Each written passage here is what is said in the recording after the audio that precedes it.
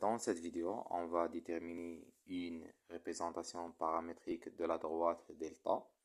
Donc, pour déterminer la représentation paramétrique de la droite delta, on détermine un point appartient à delta et le vecteur directeur.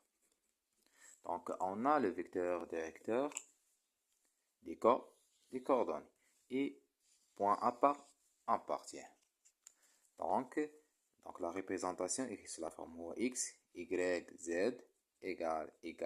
Et on note les points appartient, les coordonnées de points appartient, plus, et les coordonnées de vecteur directeur fois t, avec t appartient à R.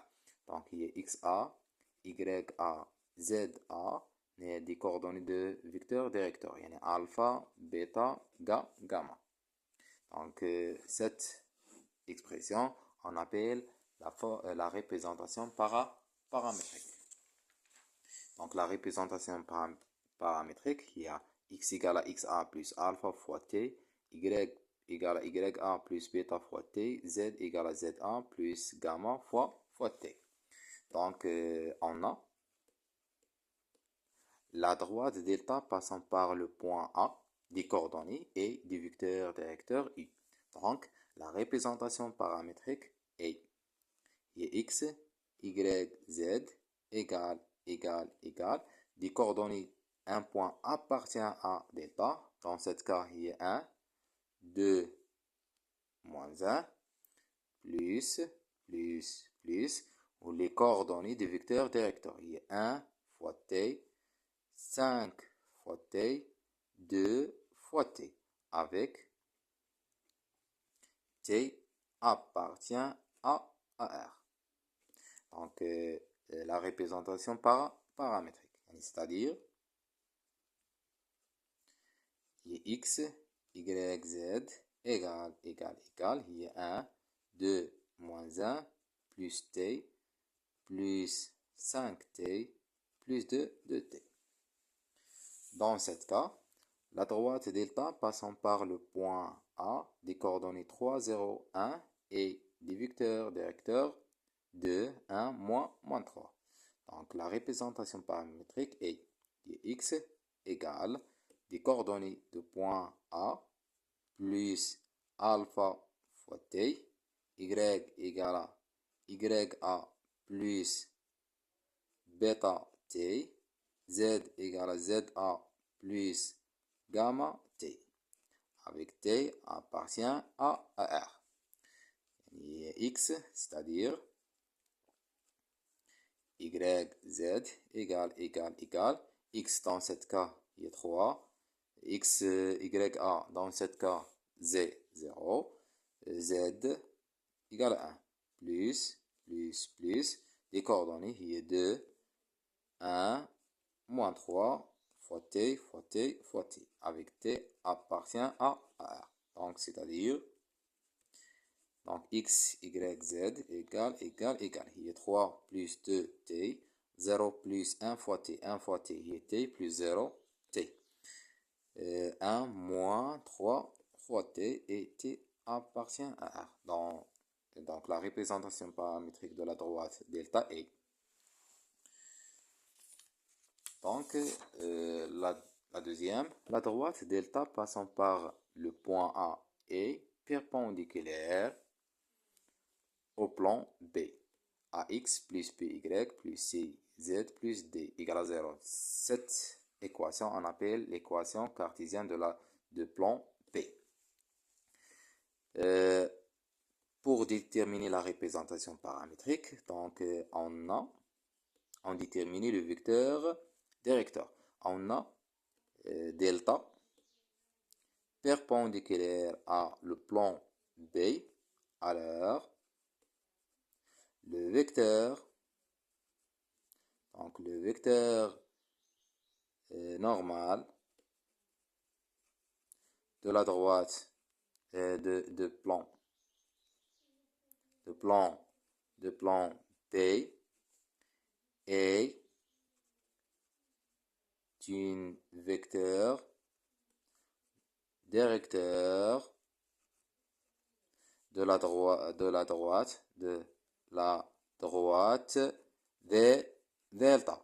Donc, on a delta perpendiculaire le plan P, alors le vecteur normal de plan P est un vecteur directeur de la droite delta, ou bien le vecteur directeur de la droite delta est un vecteur normal de plan P.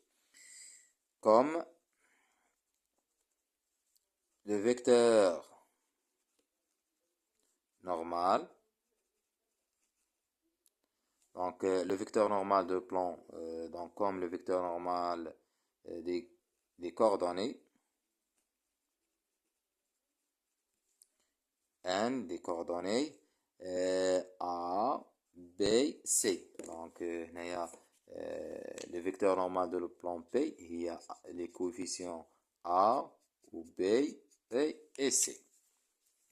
Donc, et on a A appartient.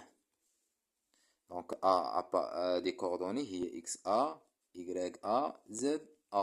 Donc, la représentation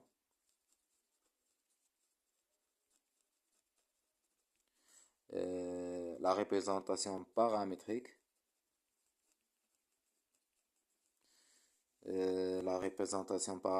de la droite delta et x, y, z égale.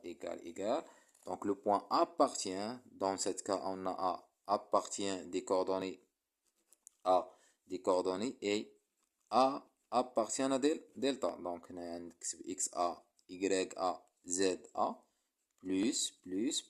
On a les coordonnées des vecteurs directeurs. On a les vecteurs directeurs et les vecteurs normaux. Yani A, B, C fois T fois T fois T.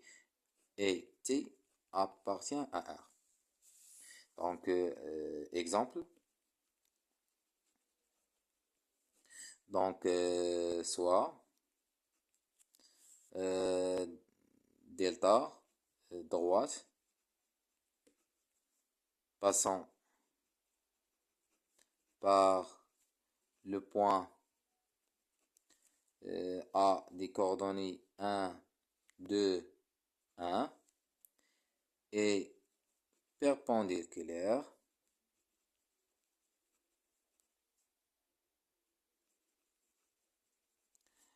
au plan P d'équation cartésienne 5x plus 2y plus z moins 7 égale à 0. On a la réponse. On a delta perpendiculaire à le plan P. Alors, le vecteur normal du plan B est un vecteur directeur de la droite de delta. Et on a le vecteur normal des plans P et N des coordonnées. Donc les coordonnées 5, 2 et A 1. Et A des coordonnées 1, 2, 1. Donc la représentation ou une représentation paramétrique de la droite delta et x, y, z égale. Donc, un point appartient. Donc, il y a 1, 2, 1 et plus 5t, 2t, 1t. Avec t appartient à R. C'est-à-dire, il y a x égale 1 plus 5t, y y égale à 2 plus 2t et z égale à 1 plus t, avec t appartient à R.